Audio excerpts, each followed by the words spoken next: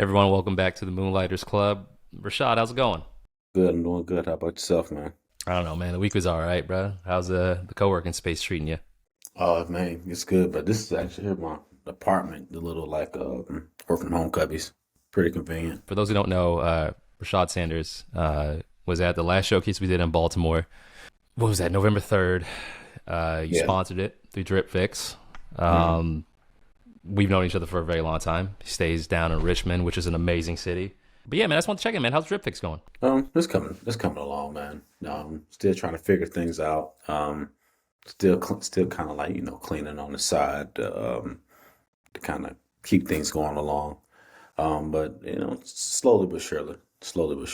What specific aspect of the business are you focusing on right now? Because I'm focusing on figuring out who the hell we are in marketing, promotion, and it sucks.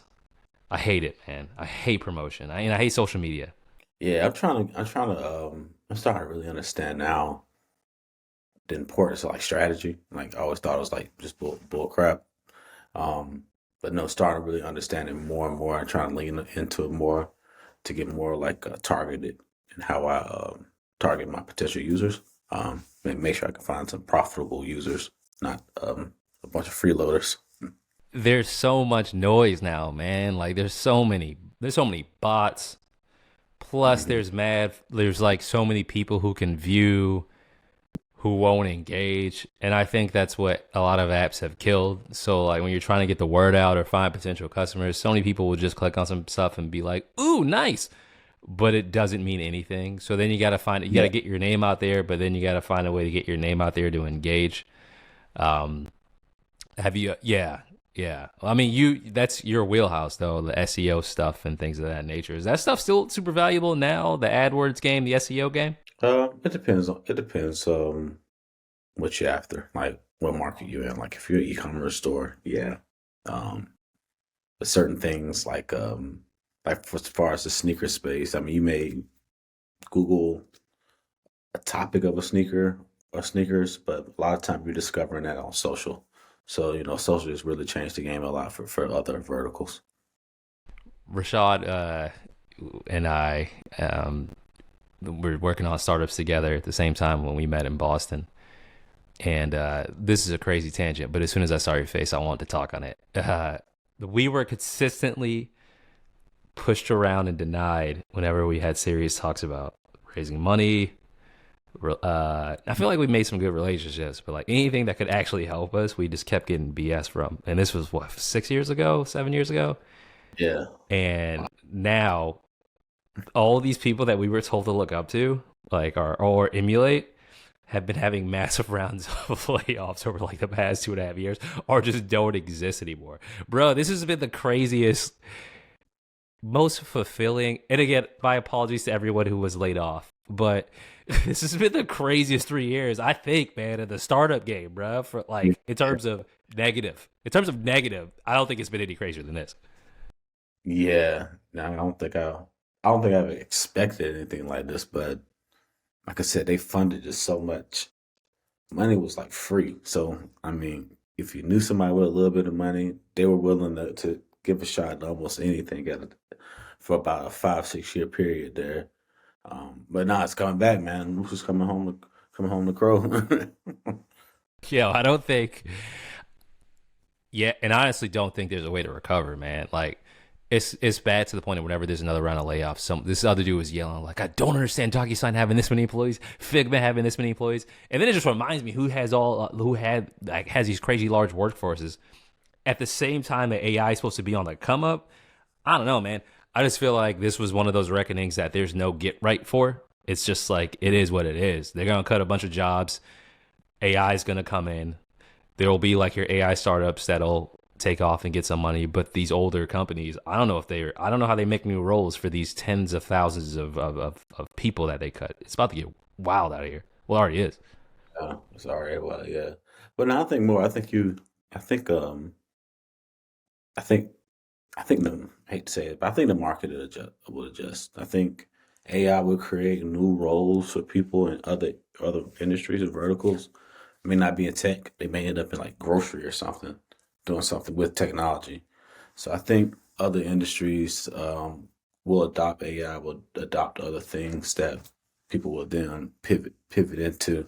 So just you always gotta keep learning. So really, very much so right now. And then I was talking to Austin. He was talking about just tech market in general. He was saying how his brother was telling him that the market has basically been flooded with like the boot camp devs. So it's just so easy to find web developers now for a lot of these companies because all these boot camps flooded the market. Don't know how true that is, but that's what they were saying. Yeah, and I remember hearing at I was at a cool networking event at Fearless, based in Baltimore, and there was a recruiter there who was telling me about the developers who did get in early and got the super high paying roles from the Googles and the Twitters when things were good, and they got golden handcuffs now because Mhm. now their like languages have changed, preferences have changed, and someone who was working at X company making 300 grand is trying to look for a new role with those hard skills and can't find it. It's actually kind of crazy, bro. I remember when developers were like, they were like cobalt, bro. Like before going Yeah, out there hoarding all of them and just throwing a buddy at them, and because of no code, just because of the way things are, it's all bro. I don't even look at apps the same. Like I know there's like still dope apps being made, but I don't personally feel like it was before when it was all about the store, what's new, what's hot, this or that. I feel like man, just these three or four companies you can kind of just type on them and then just be good for. It's I mean yeah, there's still possibilities there. It's just crazy how it's all flipped on its head. yeah. No, man, it's like they says, I call them what Fang. I mean, shoot, they really have almost all the tech power. But yeah, I mean, I mean, you got to remember, like some of these companies were built on like open source technologies, and now they themselves are building their own technologies, which is crazy.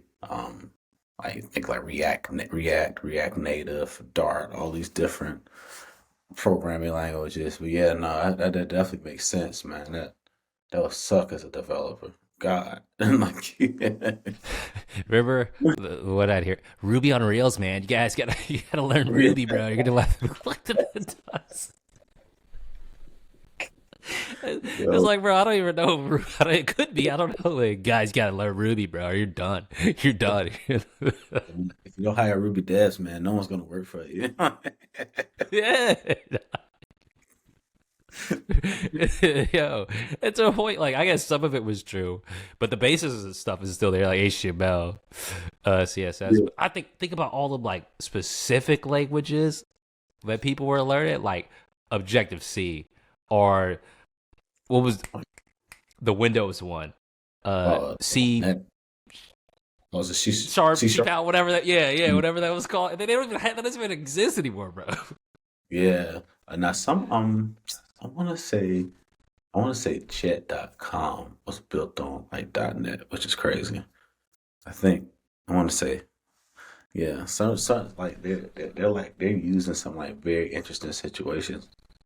But it's crazy. Some of that old stuff is still around. Like PHP still powers like still like 70 something percent of the internet via Yeah, I think Python's WordPress. still going strong.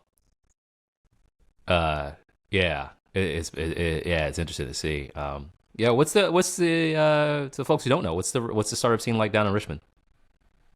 Uh, um, it's close knit. It's not huge. It's not like a DC or anything. But it's a close knit community.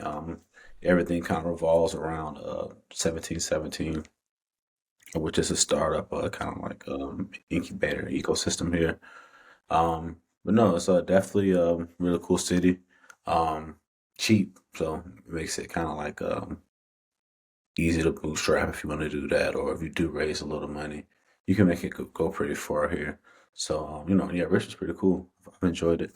That's have been in New York and Boston and all these other bigger ecosystems. Yeah, do you see the future for? Matter of fact, let me try to be professional about this. Can you explain what DripFixx is before we go into it, so for folks to know? It's just a marketplace for us sneaker repair refurbishments. Moving more specifically towards leather goods. in general. But that's what we are, just a marketplace. Do you see what would make the most sense for like not an end game, but like um a good linchpin for the company? Would it be a retail spot that you would have folks like cleaners, but maybe with something else as a price point? I don't know. I'm just thinking in my head. Would that make sense for y'all to have an actual DripFixx place? Um, I haven't thought about it that much as far as like a physical retail location. Prefer to have something with low overhead. It's just a whole nother game. You got a storefront and people coming in. Um, all sorts of insurance and stuff that goes into that. I'm sure it does. I don't know, but yeah, I prefer to try to keep it as digital light as possible. Yeah, I learned from all the nonsense that we saw is just you don't have to grab stuff just because you want it. Like a lot of Yeah, be like some of this you can just be done with and keep it as bare bones as yeah, possible. I was just y'all don't need it. I was just thinking like I yeah, don't know. I have yeah. a weird fascination with brick and mortar. Oh yeah, yeah. No, it's definitely a good option to have. But I'm just trying to build a, I guess they call it a lifestyle business. I'm just trying to build something profitable at this point. That's more my focus. More, start small, build something good that's small, and grow it from there. I'm the same way, man. We may have some stuff coming through for the agency. I'm like you. I'm not no more. We're just trying to find an aggregate formula for content. Like no, it's like, bro, this is what we do. These are the three things. Let's Yeah, just do the three things. It's not overinvest. Keep it simple. So yeah, far, so good. After working for so many people that are just like, yeah, man, we just kind of go out there, man. And I'm like, all right, like it's not gonna be that loose, but it's gonna be kind of like that. I would keep it lean and then just grow. Um, yeah. so It's cool, uh, man. I'm trying to create some kind of sense of community with what we do here at the club and agency. Working on DripFixx, if there was an introduction to someone who was really good at a specific skill that could help your business right now be in a much better place, um, what would that be? And that could be anything from accounting, investing, consulting, partners. But if there was just a person or people that you're like, oh, that person's really good at X, it'd be cool to talk to them, and I could help DripFixx hit that next thing. What would that be? I'd probably say operations. Trying to figure out how all the pieces fit together, shipping sneakers here and there. It's a lot of like risk and things involved. So if I know, someone that understood that, or insurance, those would be two definitely two topics that would be helpful. All right, all right, we can do that. All right, Rashad. I didn't want to take too much of your time. I just want to check in. This is probably something we should do. I feel like we should meet up and just like laugh at calamity that's going because it's an election year. It's only going to get worse for everybody in the next. It's just It's about to get crazy out here. Dude. Um, real great. but right now, I just want you to speak on how where people can find you, or how people can support you now, or anything you'd want folks to leave with about yourself or DripFixx. Um, you can follow DripFix at We Are DripFix on Instagram. As far as how you find me, I don't want nobody to find me on social. Yeah, so we'll skip that one. But one thing I could say to leave with is let's try to think. I guess for folks that are going being laid off, I went through that, just a few months back. Just keep believing in yourself.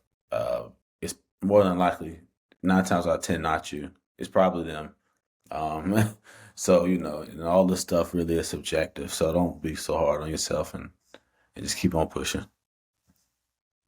Appreciate that. As someone who is unemployed myself in interviewing, that's something to keep in mind. It's not you.